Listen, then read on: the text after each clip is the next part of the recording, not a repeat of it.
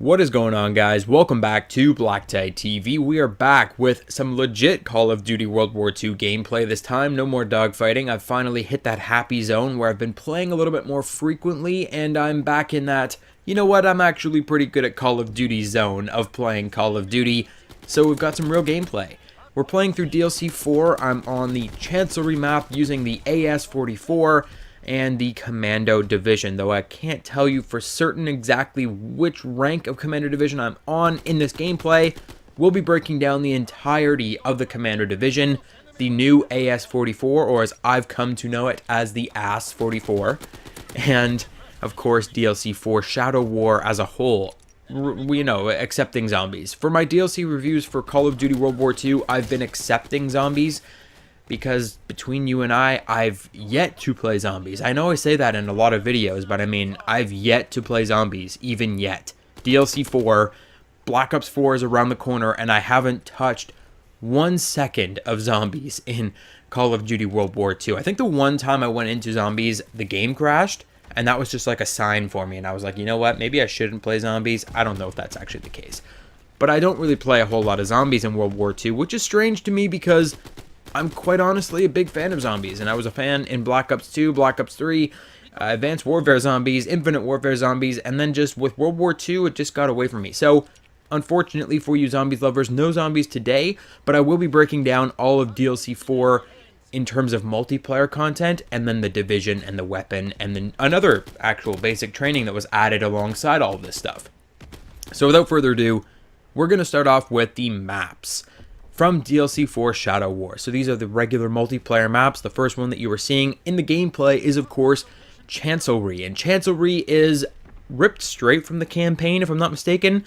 There is a whole segment in the campaign where you take over as Rousseau, this female French resistance chick, and she is infiltrating a huge German compound, and you got to go through and you got to get your backstory right and sneak past all these guards, and then after that, it turns into a big stealth mission with the actual American soldiers that you were playing with throughout the rest of the campaign. It's a big moment in the campaign, and it's a pretty fun little map area, and that's basically what we are seeing in Chancellery. It almost looks like it's been ripped directly out of the campaign, which is pretty cool. I do like the nighttime setting. I think a day-night cycle is something that we should have in the Call of Duty franchise by now, as well as a weather system in terms of multiplayer levels, just making the multiplayer levels different every time you play. That would be fantastic, but I do like the nighttime. We don't have a whole lot of nighttime maps.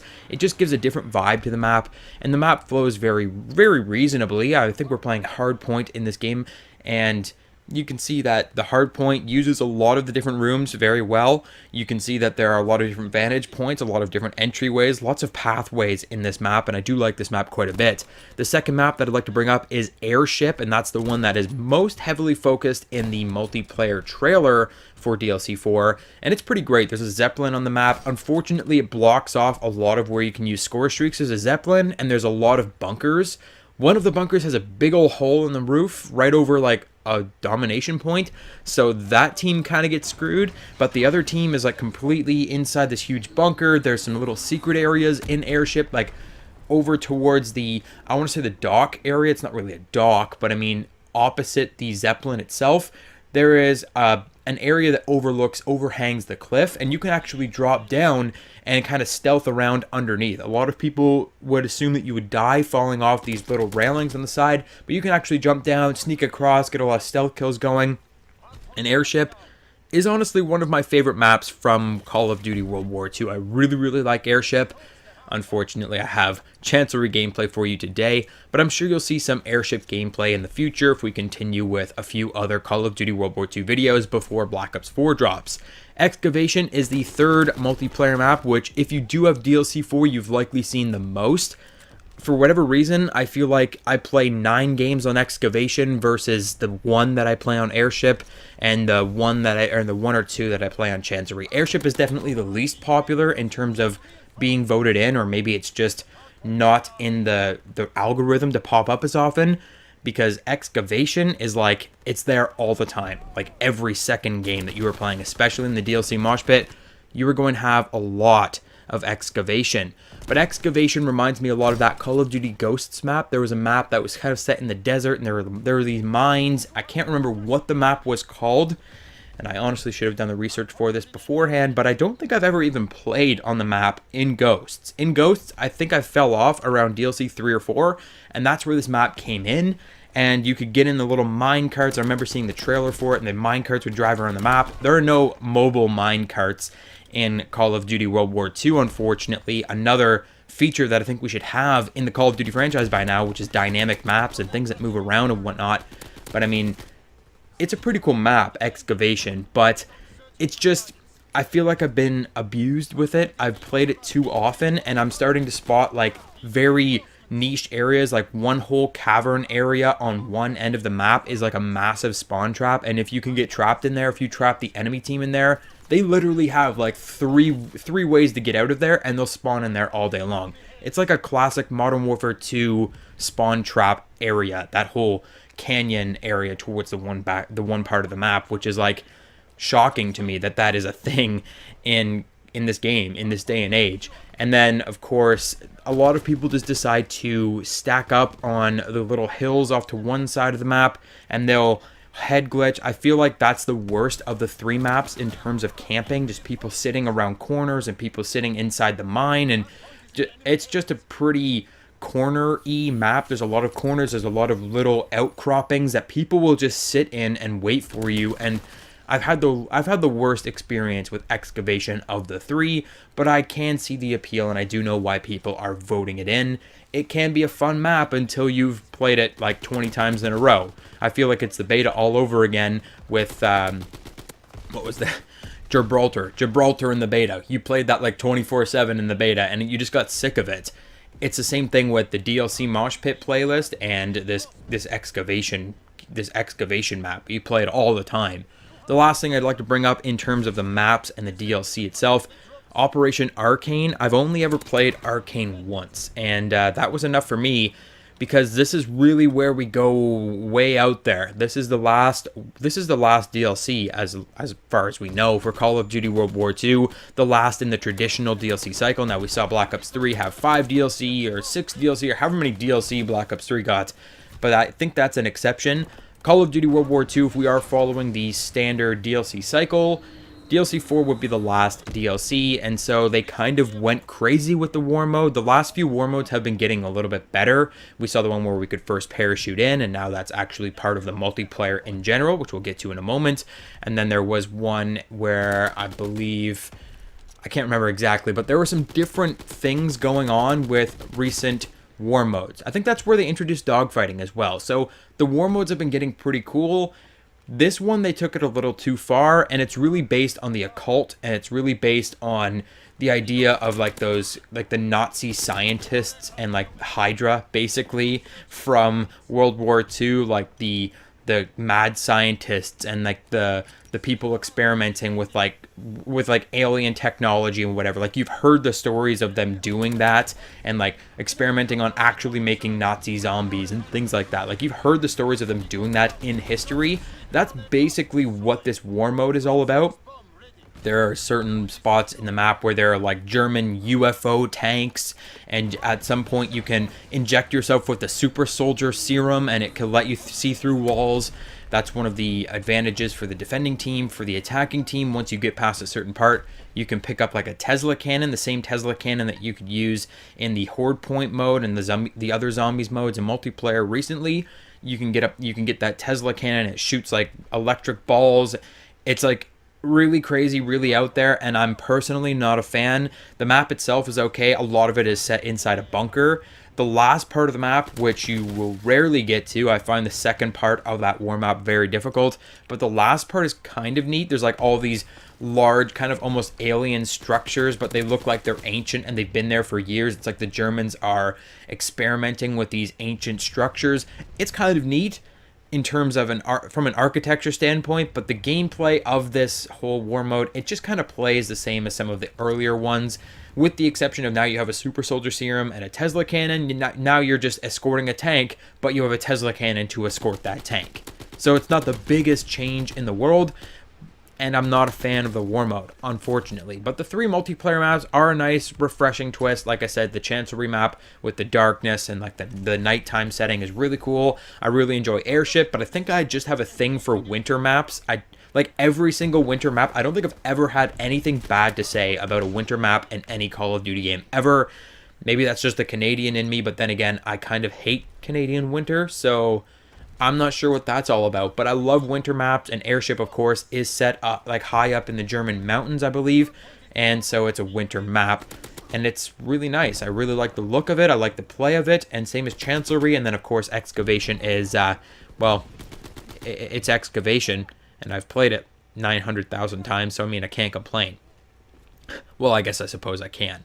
Next up, we'd like to go into the Commando division, because alongside this DLC launching, they released a brand new division. I think they've done 3 new divisions at this point. There was Resistance, there was another one after Resistance, the Cavalry division, that's what it was, and now we have the Commando division. At first glance, I was like, Commando division? Are we talking Modern Warfare 2 Commando, like a melee-only division where you melee someone and like extended melee range, you can slide across like halfway across the map and melee people?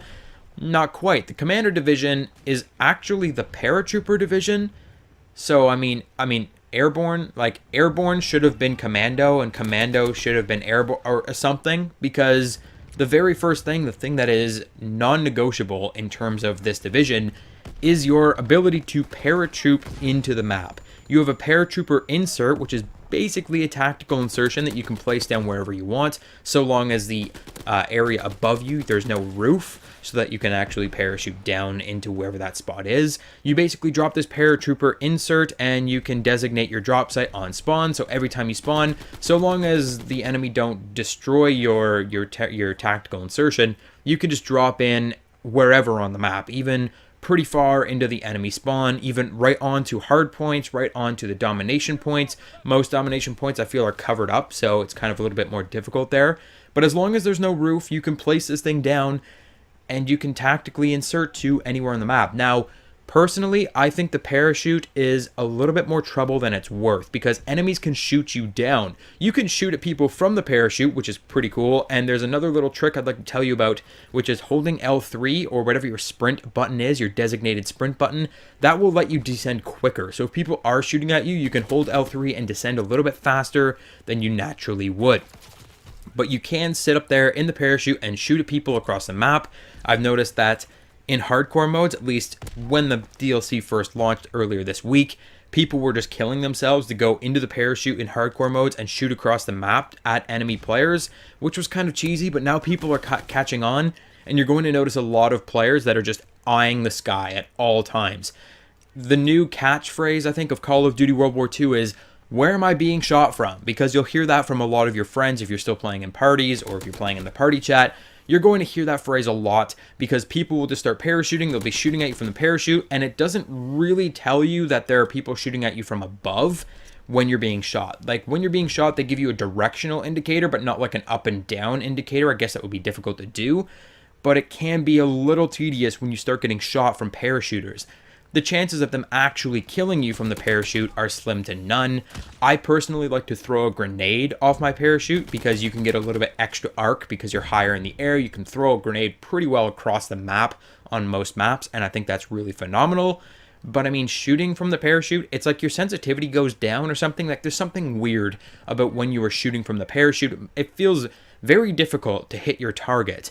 I don't know if that's some kind of balance for it or not, but I wouldn't even really recommend using the paratrooper insert. I think the Commander division as a whole, with some of these other perks that we'll be discussing, is pretty great. Like, there are some awesome perks to using the Commander division, but I mean, you might as well not use the parachute, because, as I've said, it's more trouble than it's worth. You're likely just going to be shot off the parachute. One other thing I'd like to tell you about the parachute is that a very special basic training will sometimes help you survive a fall, because enemies can shoot your parachute just like enemy paratroopers. You can shoot the parachute, and that player will fall to the ground and die from falling damage.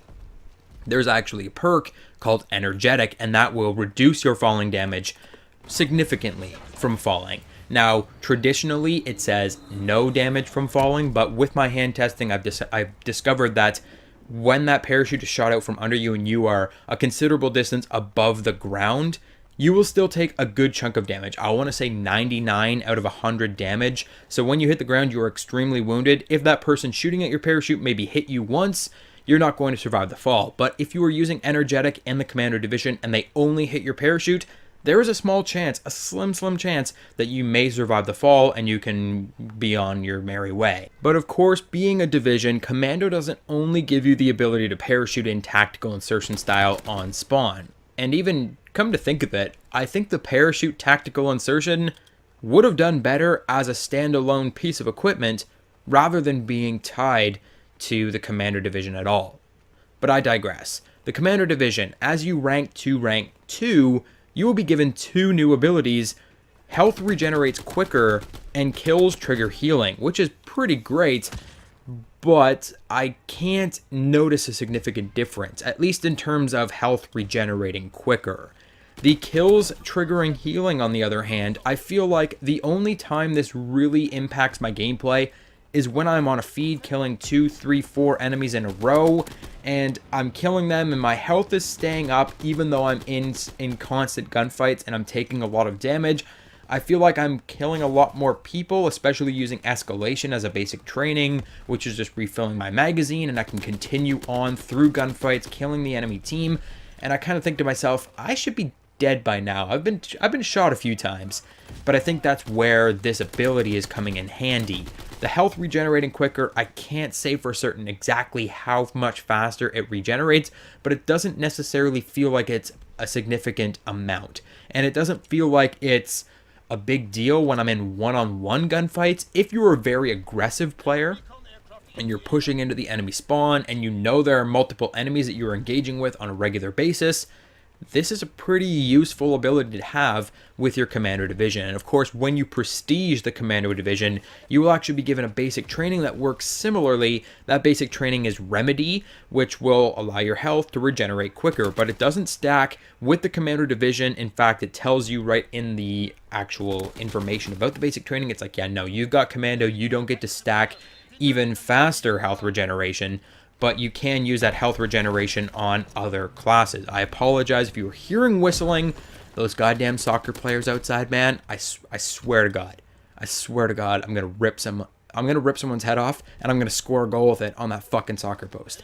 But moving on, oh boy, Remedy is kind of like the health regenerating quicker from Commander division, so that if you like that ability and you want to put it on another division, then you can go right ahead once you've prestige Commander division at least once. The third ability is kind of not as useful as the health regenerating, and that is multi-kills and headshots will grant extra score and ammo.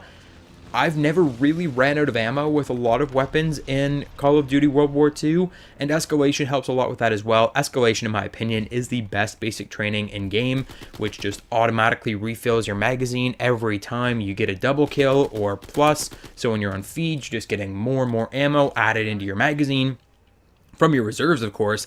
But I feel like even when I'm using that, I'm never really running out of ammo.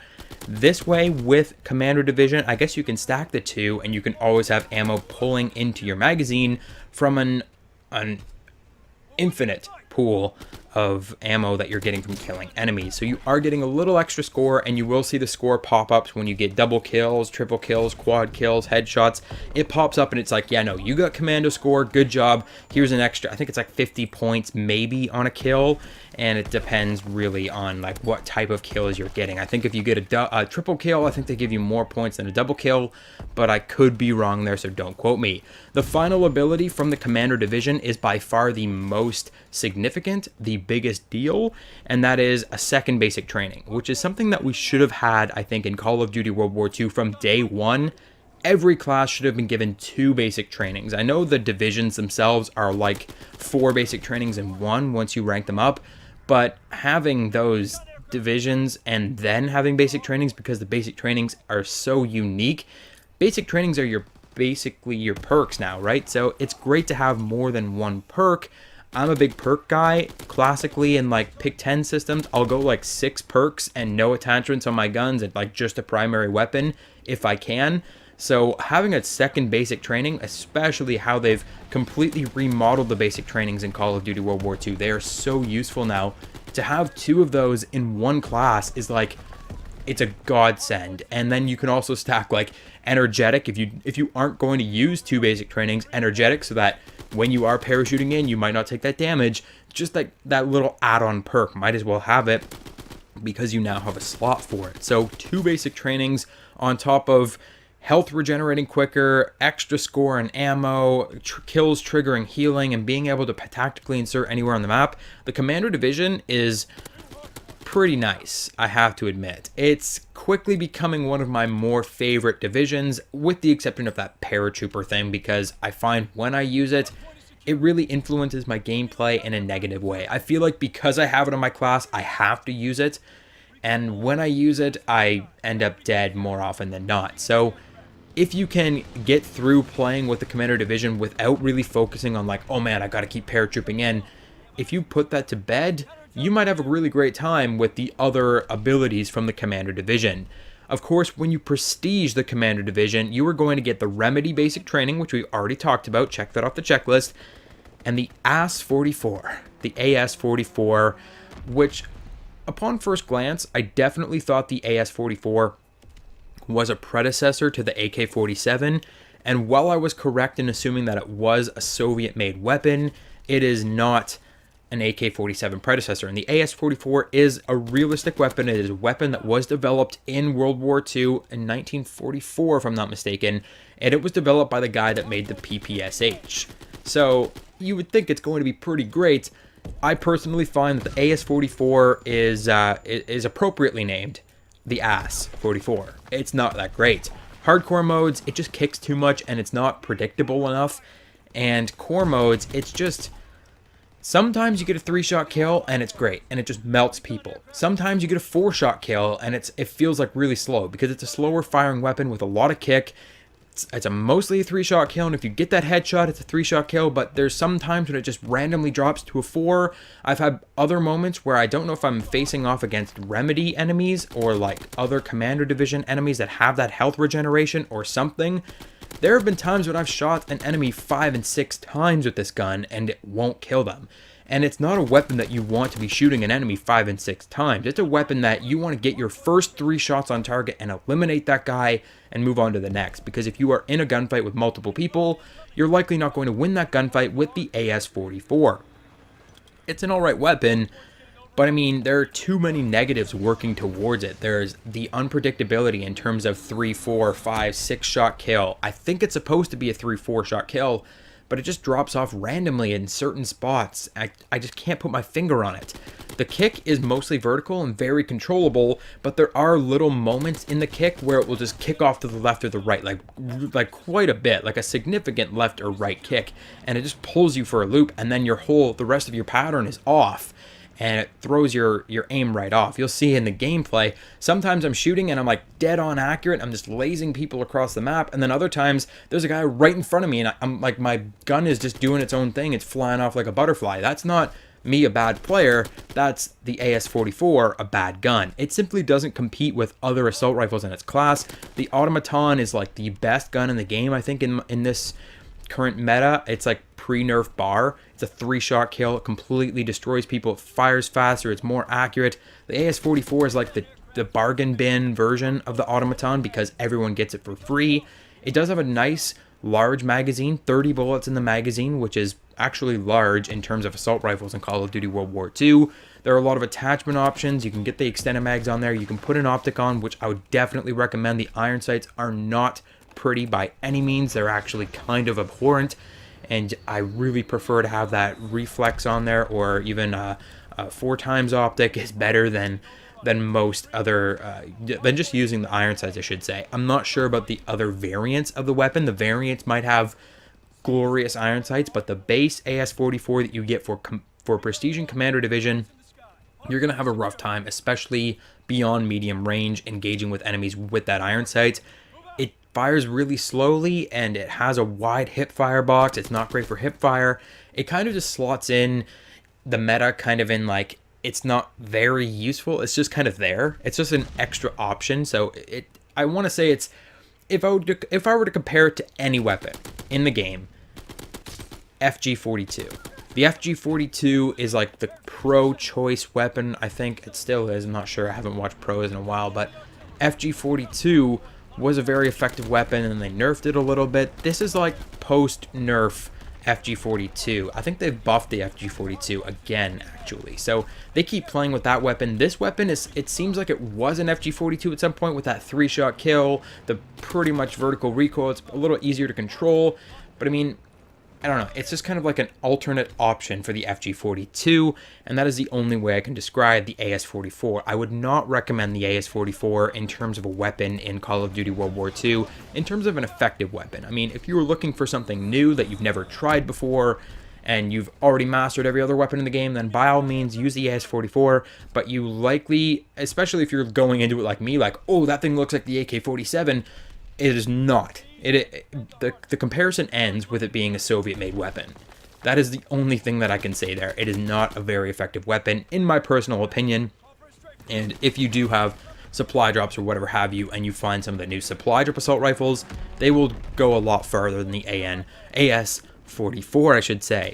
Lastly, I'd like to bring up the last little addition to DLC 4. This came out around the same time as the basic training and DLC 4. It all kind of launched with this new update, and that is the Catalyst basic training, which is something almost ripped directly from the war mode, from the new Shadow War DLC. Remember how I mentioned there's a super soldier serum that allows you to see through walls? This is the exact same super soldier serum, the Catalyst basic training, except it's not going to let you see through walls. It activates the same way, the animation is the same, it looks the exact same, except this one, it gives you access to a serum which improves weapon handling while active, and the serum replenishes over time. It's like a score streak. You'll see it in the score on the right hand corner of your screen where the score streaks are, and it will charge up. You get one right away when you spawn in, and you can use it, and it only lasts maybe 30 seconds, and then it will recharge over like a minute, something like that, and then you'll be able to use it again and again. You continuously use it throughout the game. You do have to physically activate the serum, and you will have to put your weapon down while you are activating the serum. The serum, weapon handling, like, that's pretty vague. From what I've used, I feel like it reduces your recoil, increases your reload speed, maybe your ADS speed, and I mean, the damage is definitely not affected. I can tell you that right away. But I can tell you that it definitely 100% increases your reload speed. It may or may not increase your aim down sight speed and your weapon swap time. And it does, in my opinion, it could be a placebo effect, but in my opinion, it does reduce your recoil. So it makes your weapon a little bit more manageable, especially at longer ranges. But again, you have to activate it, and it only lasts a short amount of time. It's kind of, again, it's like the parachute. It's just more trouble than it's worth, and I don't find that the Catalyst basic training is going to be a favorite for a lot of people. But that is all I have for you guys. DLC 4, the Commando Division, Commando Prestige, and the AS-44, the Remedy basic training, the Catalyst basic training. What are your thoughts on any of these, all of the abilities from the Commando Division? What's your favorite map from DLC 4 or from any of the DLC packs in Call of Duty World War II thus far? I think I really enjoyed DLC 3. I think that was the one with Monte Cassino and those other maps they were all kind of similar in DLC 3, but I kind of liked them. I also liked Egypt from DLC 2, maybe DLC 1. I always get the DLC maps mixed up. Those aren't always the ones that stick with me, but there were some pretty cool DLC maps this year. I'm a little bit more disappointed with DLC in terms of we only got 3 DLC maps with every pack, and then we got the war mode.